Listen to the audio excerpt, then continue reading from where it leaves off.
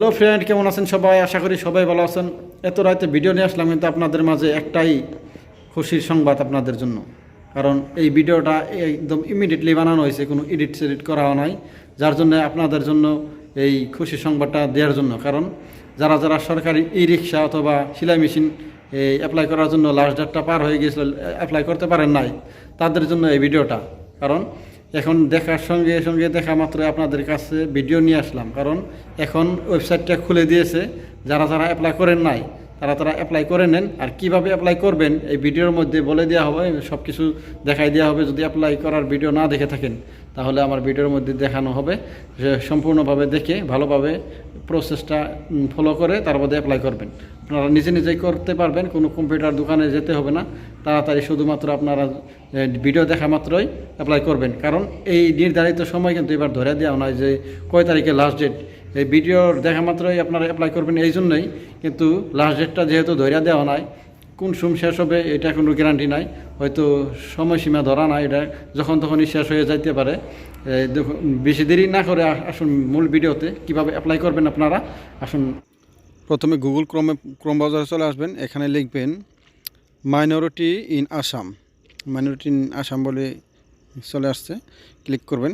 Click করার পর প্রথমে যে লিঙ্কটা চলে আসছে সেই লিঙ্কে ক্লিক করবেন। ক্লিক করার পর তারপর দেখুন এইখানে যে ইন্টারফেস আছে অ্যাপ্লিকেশন ফর দ্য ইউপিএসসি, এখানে ক্লিক করবেন। এখানে ক্লিক করার পর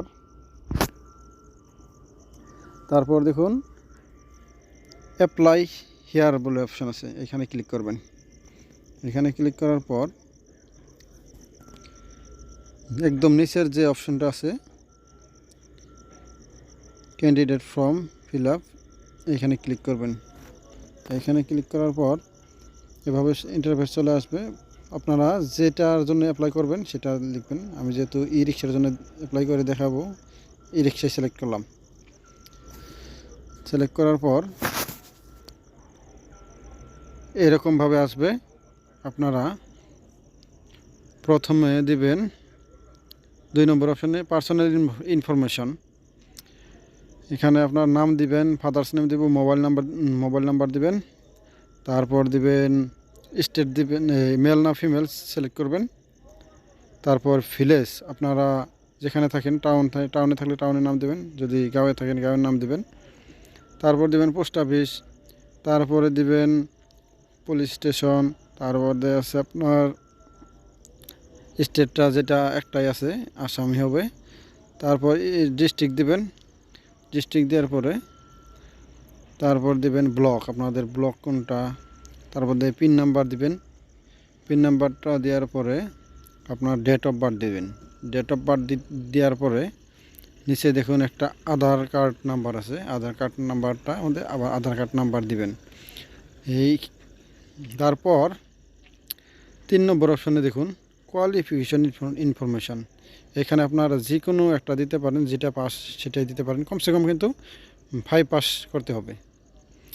তারপর এখানে কিন্তু না দিলেও চলবে, যেহেতু নাল চিহ্ন নাই, নাল চিহ্ন না থাকলে না দিলেও চলবে। এই আপনার তারপরে দেখুন 4 নম্বর অপশানে কি আছে। 4 নম্বর অপশানে আপনাদের যেটা হয় সেটা দিবেন। জেনারেল, আমি জেনারেল দিচ্ছি, যেহেতু মুসলিমদের জেনারেল দিতে হয়। আর এটা আপনার কোনটা হয়, আপনাদের যেটা হয় সেটা দিবেন, দেখে নেবেন। তারপরে দেখুন রিলিজন, আপনার ধর্ম কোনটা সেটা দিবেন। তারপর এখানে দিবেন, এখানে দুটার একটা দিলেই হবে, কোনো অসুবিধা নাই। ইয়েস বা অথবা নো দিতে পারেন। তারপর দেখুন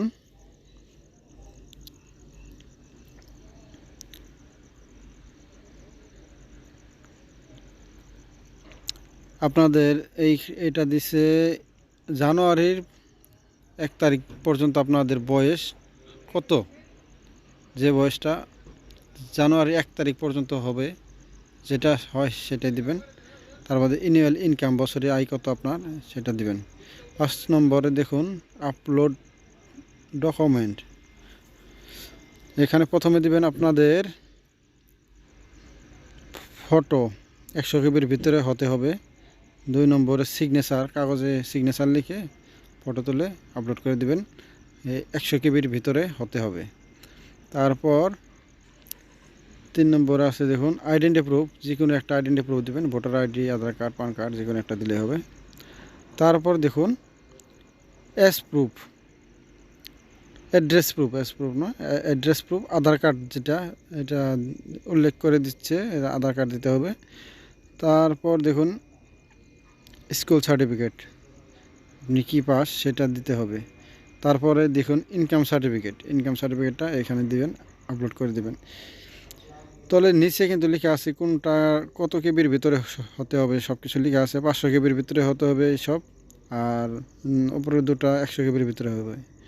তারপরে লাস্টে দেখুন এস প্রুফ, আপনাদের বয়স কত সেটার, আপনার যারা যারা মেট্রিক পাস করছেন, HSLC, তারা কিন্তু এই এই অ্যাডমিট কার্ডটা আপলোড করতে পারেন। আর যার যেটা আছে বয়সের যেটা থাকে সেটা দিবেন, যে কোনো আদার অপশন আছে যেহেতু। তারপর সব কিছু দেওয়ার পর সাবমিট অপশনে ক্লিক করবেন। ক্লিক করার পর আপনার মোবাইল নম্বরে ওটিপি আসবে, ওটিপি ফিল আপ করে সাবমিট করে দিবেন। তারপর আপনার আপলোড একটা পিডিএফ আসবে, পিডিএফ আসার পরে এটা স্ক্রিনশট রেখে দেবেন ডাউনলোড করে।